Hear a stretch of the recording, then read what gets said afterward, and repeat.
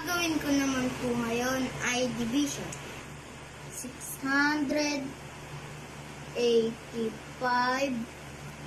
divided by 3. 6 divide 3, 2.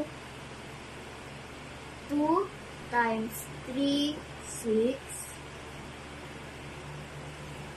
6 minus 6, 0. Bring down 8.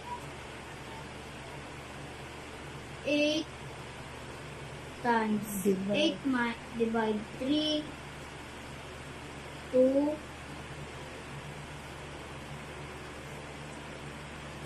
2 times 3, 6. 8 minus 6, 2.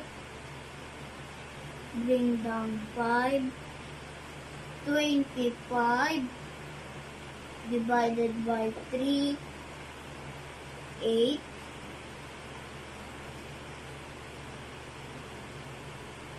8 times 3, 24.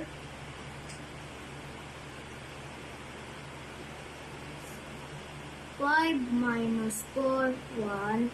2 minus 2, 0. 3. 685 divided by 3 equals 228, remainder 1.